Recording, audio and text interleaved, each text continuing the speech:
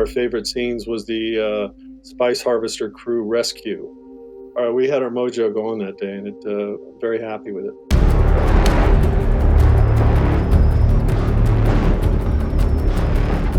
He could have blown through with either one of them, either all music or all sound effects, and it could have been a train wreck. How do we make it to where we're an audience member and we can sit back and go, oh, that's awesome? This is Duke Plato and Radiant.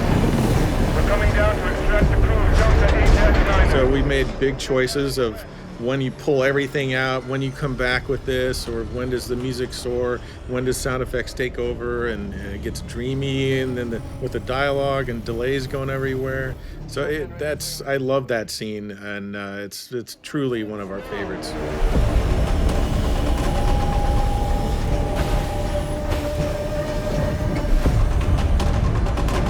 And you know what Ron's saying is really important. You have to engage. You have to be an audience member and put yourself out there, what you think is emotionally right. And that's the whole point, is to get in there and engage and make mistakes, do good things, figure it out, and make it work.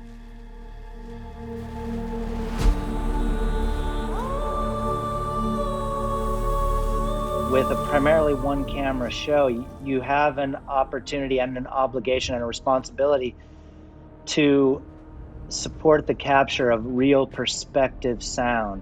And that comes through the operation of the booms. You know, experiencing that person coming from the deep background of a scene to the near foreground of a scene, that change in perspective shift happening in real time and experiencing that is the wonderful experience. That's when you say you nailed it.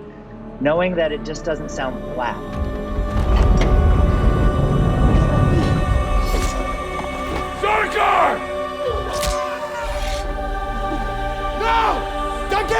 You know, we've got crowd replication shots, and when we don't have armies of 10,000s, you have to replicate, do crowd replication in sound as well.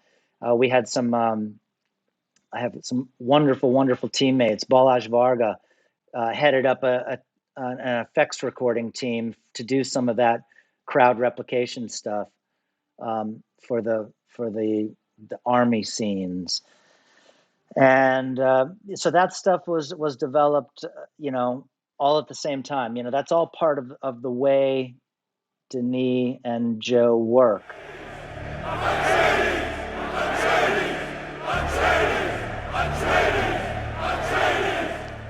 One of the goals that we want for the YouTube channel, it's to showcase the work that you guys did, but sort of an educational element too, as far as letting people know, hey, this is sort of the nuts and bolts of how we did it. Can you speak to that process? This is so massive. How does it actually get made?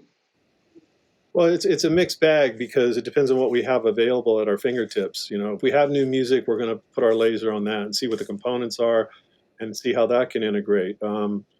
But it's always a mixed bag depending on like Ron and I may, work together, doing backgrounds and dialogue and get that nailed down. We tend to work on scenes and sequences, and we don't, Ron during pre-dub will work frame by frame, and you can see all his stuff going on, syllable by syllable. But in the final, we tend to run sequences and make sure when we play something we've done, we play the context of it. It's easy to get lost in the weeds and be very myopic and say, okay, I'm working on my thing, and I turn everything else off. And that's great. You've worked that, but it has nothing to do with how it plays with everything and what your overall feeling is. So Doug's right. It's very important to play everything in context. It's an arc that you have to follow, and you have to follow it through that scene. And then you also have to put that scene in context that plays the whole movie. So you're talking about an almost 3-hour movie, 2:46 or whatever it is, of an arc. It's like all of these scenes have to work in context with each other. Just to run you through it, there's temp dubs, there's pre-dubs, there's the final mix, then the mastering and all of the different versions that go on. That's the basic layout. Well, it's interesting because, we're going along doing temp dubs or pre-mixing, and we all have a vision of where the film's going to go. And then the final music comes in, and you have to adjust to what that is. And we did, obviously, but it changed everything.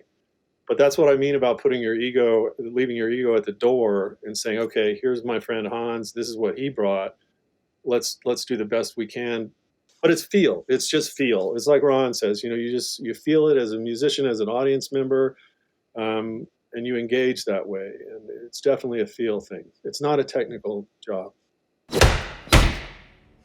Don't stand with your back to the door. How many times do we have to tell you?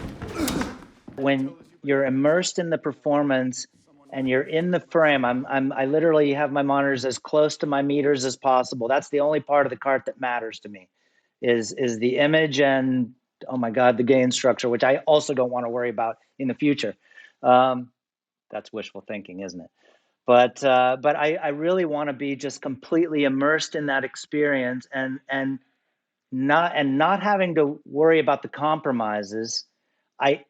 Meaning, like, is that working for what I'm seeing there? Is that sound working for that? Is it working for this guy walking in? Are we handing off the character so he doesn't appear to be walking into the mic? So that everything works for when I say works for picture, it's not quite exactly right, because it doesn't have to just work for picture. It has to work for the performance. It has to work for the edit. Defiance in the eyes, like his father.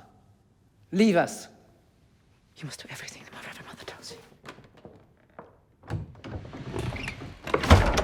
You dismissed my mother in her own house. Come here. Kneel.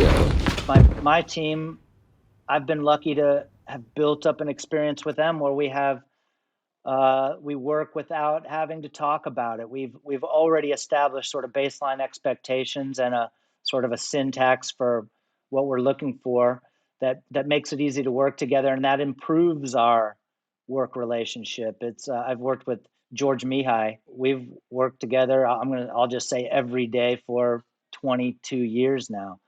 I have some desert experience. I was lucky enough to do The Martian about in the mid 2010s, and worked in the same desert that we worked in on Dune, which is an amazing place. Wadi Rum Desert in Jordan is fascinating place. A great film community in Jordan too, by the way. You land in a base camp that looks like a temporary military base in the middle of the desert, and then there's trucks everywhere parked on pallets everywhere, and just getting the equipment to that place is a huge challenge. And on the basis of that, we decided to go smaller and more and focus on what we need. Knowing what track count you need, knowing what kind of machine you're going to use, going as small and as battery powered as you can from that was a big help. I do have one thing to add is the role that Joe Walker plays in our film. He's the picture editor, obviously, but he has a lot to do with our soundtrack, and he had a lot to do with how it was cut as well. There's a lot of great sound effects editors, dialogue editors, music editors that really worked hard to put these tracks together and did their creative work and brought it to us. So we have the embarrassment of riches to play with. And then we do whatever we do with it. But, there was a lot of work in the background that these people did. And, it would take me a while to name them all, but they know who they are, and we really, really respect them.